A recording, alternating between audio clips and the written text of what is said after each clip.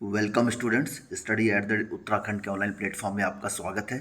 उत्तराखंड का इतिहास हम लेकर चल रहे थे, जिसमें हम लोगों ने चंदकालीन राजवंश के पार्ट 2 कंप्लीट कर लिए थे। 2 पार्ट हमने कंप्लीट कर लिए थे और क्लास नंबर 9 हमारी थी लास्ट क्लास, और आज रहेगी हमारी क्लास नंबर 10। क्वेश्चन नंबर 26 से स्टार्ट करेंगे हम लोग। लास्ट हमने छोड़ा था क्वेश्चन नंबर 25 पे, ठीक है। लास्ट कल का हमारा जो क्वेश्चन था वो था क्वेश्चन नंबर 25, जिसमें हमने ये देखा था कि ग्वालदम या बधानगढ़ युद्ध में किस सेनापति की मृत्यु हुई थी। तो ये जो पुरुषोत्तम पंत जो सेनापति था आपका, रुद्रचंद का जो सेनापति था, इसकी मृत्यु हुई थी, ठीक है। यहाँ तक हम इसको कवर कर चुके थे, ठीक है। और आज हम लोग क्वेश्चन नंबर 26 से शुरू करते हैं, ठीक है। तो अब ग्वालदम या बधानगढ़ का युद्ध जो हुआ था वो रुद्रचंद और किसके बीच में हुआ था। मतलब ग्वालदम के युद्ध के समय गढ़वाल का शासक कौन सा था, परमार वंश का ऐसा कौन सा शासक था जो गढ़वाल जो रुद्रचंद के साथ जिसने युद्ध किया था। तो यह जो सेनापति पुरुषोत्तम पंत मारा गया था ग्वालदम के युद्ध में, परमार शासक जो तत्कालीन समय था आपका बलभद्र शाह, ठीक है। बलभद्र शाह के समय यह युद्ध हुआ था।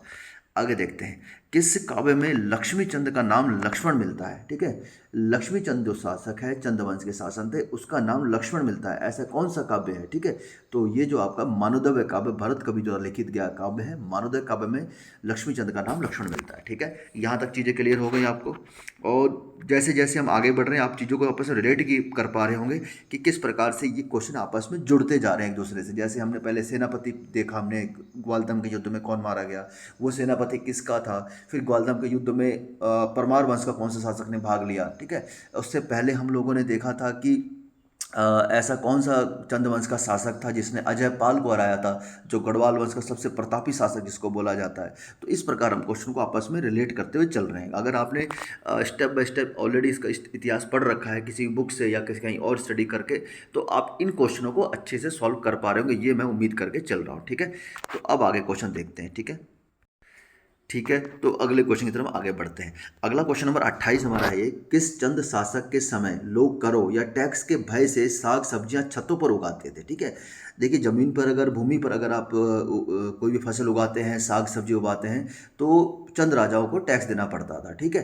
तो उस भय से लोग क्या करते थे, छतों पर साग सब्जी उगाते थे। वो ऐसा कौन सा शासक था जिन्हें करों को बहुत ज़्यादा, मतलब बहुत हार्ड कर रखा था, बहुत ज़्यादा उन पे आरोपित कर रखे थे कर, ठीक है। तो आपने कहावत भी सुनी होगी, 22 कलम और 36 रकम करके कुछ ऐसा टैक्स था चंद शासक में, जो बहुत ज़्यादा मतलब चर्चे में था। तो ये आपका लक्ष्मी चंद जो शासक था, इनके समय काल में ये लोग सब्जियां छतों पर उगाते थे, ठीक है। अगला क्वेश्चन, निम्न में लक्ष्मी चंद द्वारा लगाए गए कर कौन से थे, ठीक है। लक्ष्मी चंद द्वारा 2 कर लगाए गए थे। ये दोनों करों के नाम था जूलिया और सिरती, ठीक है। ये 2 प्रकार के कर लगाए थे, तो ऑप्शन सी इसका ठीक हो जाएगा। आगे देखते हैं, किस ताम्र पत्र में लक्ष्मी चंद का नाम लक्ष्मण मिलता है, लक्ष्मण मिलता है, ठीक है।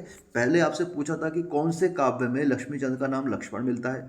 अब ऐसा कौन सा ताम्र पत्र है जिसमें लक्ष्मी चंद का नाम लक्ष्मण मिलता है। अब दोनों को आपस में कंफ्यूज बिल्कुल नहीं होना है आपको, ठीक है।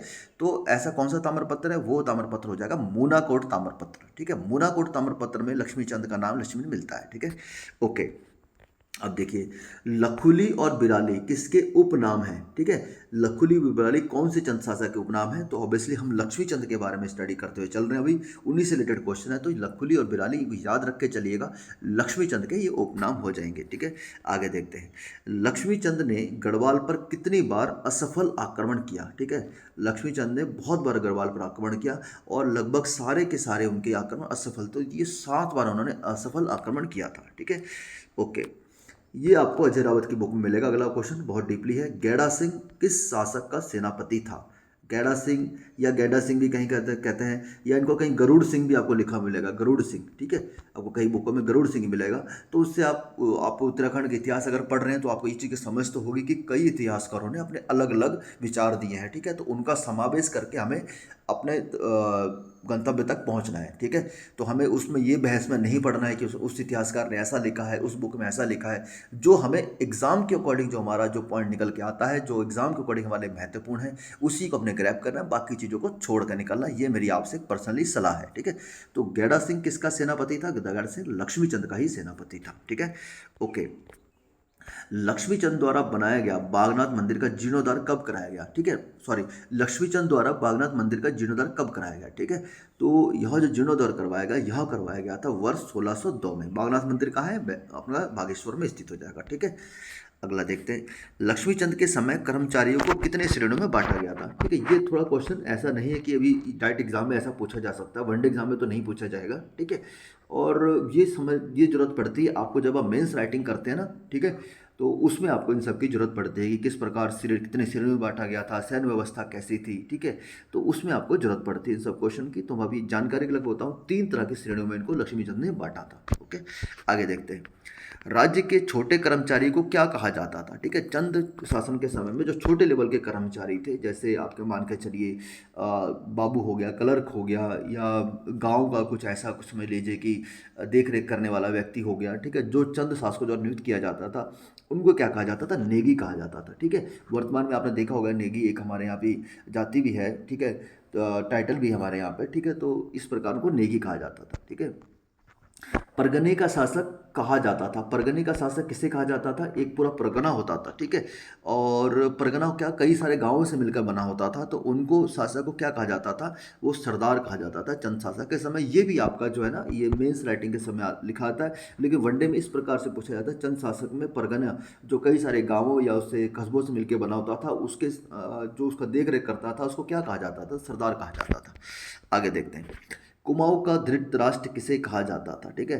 तो कुमाऊं का धृतराष्ट्र जिसे कहा जाता था, ये शक्ति गुसाई को कहा जाता था। अगर किसी बुक में कुछ और लिखा है तो आप प्लीज़ कमेंट करके मेरे को बताइएगा। कुमाऊं का धृतराष्ट्र शक्ति गुसाई को कहा जाता था। अगला देखते हैं, किस चंद शासक की मृत्यु क्षय रोग से हुई थी, ऐसा कौन, ये क्वेश्चन बन सकता है, ऐसा कौन सा चंद शासक था जिसकी मृत्यु क्षय रोग से हुई थी। क्षय रोग आजकल में तो कोई ऐसा नहीं, बहुत बड़ा बीमारी नहीं है, लेकिन उस समय तत्कालीन समय में एक बहुत बड़ा माना जाता था, ठीक है। तो दिलीप चंद ऐसे शासक थे जिनकी मृत्यु क्षय रोग से हुई थी, ठीक है।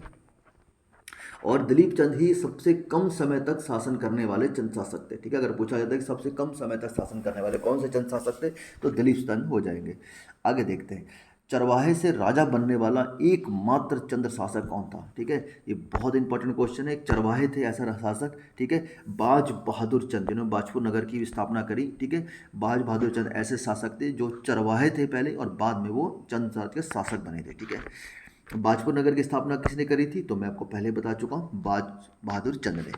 आगे देखते हैं, किस मुगल शासक के दरबार में, ठीक है, बहादुर चंद मूल्यवान वस्तु लेकर पहुंचा था। बहादुर चंद मतलब बाज बहादुर चंद मूल्यवान वस्तु लेकर पहुंचा था, ठीक है। तो ये किसके समकालीन हो जाएंगे, शाहजहाँ के समकालीन हो जाएंगे, ठीक है। शाहजहाँ के दरबार में इन्होंने मूल्यवान वस्तु लेकर पहुंचा था, ठीक है, ओके। मुगल शासक शाहजहाँ द्वारा किस चंद शासक को बाज बहादुर की उपाधि प्रदान करी, ठीक है। तो ऑब्वियसली बात है, बाज बहादुर चंद, ठीक है, आसान बन जाएगा आपके लिए, ओके। नेक्स्ट क्वेश्चन देखते हैं, बाज बहादुर चंद ने किससे सिरती नामक कर लिया था। सिरती नामक कर की स्थापना अभी आपने पढ़ा था, किसने करी थी, वो करी थी लक्ष्मी चंद ने। तो भोटियों और होनों से, दोनों से ही बाज बहादुर चंद ने आपका यह सिरती नामक कर लिया था, ठीक है, ओके। नेक्स्ट क्वेश्चन हम लोग आगे बढ़ जाते हैं, कैलाश मानसरोवर के तीर्थ यात्रियों के लिए 1673 ईस्वी में गूढ़ भूमि किसने दान करी थी, ठीक है। तो गूढ़ भूमि वह भूमि होती है जो मंदिरों या किसी तीर्थ स्थानों के लिए दान की जाती है, ठीक है। तो कैलाश मानसरोवर के लिए तीर्थ यात्रियों दान की गई भूमि किसने दान करी थी, ये आपका, मैं आपको याद जहाँ तक मैं कर पा रहा हूँ, लास्ट जो लोअर पीसेज एग्ज़ाम हुआ था उत्तराखंड का 2021 में जो एग्ज़ाम हुआ था, ठीक है, उसमें ये गूढ़ भूमि संबंधित एक क्वेश्चन था कि गूढ़ भूमि का संबंध किससे है, ठीक है। गूढ़ भूमि वही मंदिरों के लिए या तीर्थ यात्रियों के लिए या ब्राह्मण नहीं, मंदिरों के लिए या धार्मिक कार्य के लिए दान दी जाने वाली भूमि होती है, ठीक है। तो ऐसे किसने दान किया था, ये दान किया था बाज बहादुर चंद ने, ठीक है, ओके। अगला देखते हैं, एक हथिया देवाल किस जनपद में स्थित है, ठीक है। एक हथिया देवाल जो मंदिर है ये पिथौरागढ़ जनपद में स्थित हो जाएगा। ये चंद शासकों के द्वारा एक राजमिस्त्री थे, उनके हाथों को कटवा दिया गया था, ठीक है, एक बहुत अच्छा सुंदर मंदिर बनाने के बाद में, ताकि इसके बाद में कोई ना बना सके, परंतु उन्होंने बाद में अपने एक हाथ से उस मंदिर को अपने बिटिया की मदद से बना दिया। तो उस मंदिर को एक हथिया देवाल मंदिर कहा जाता है, ठीक है। आगे देखते हैं, लास्ट आज के सेशन का ये लास्ट प्रश्न है मेरे मैं लेके चल रहा हूँ।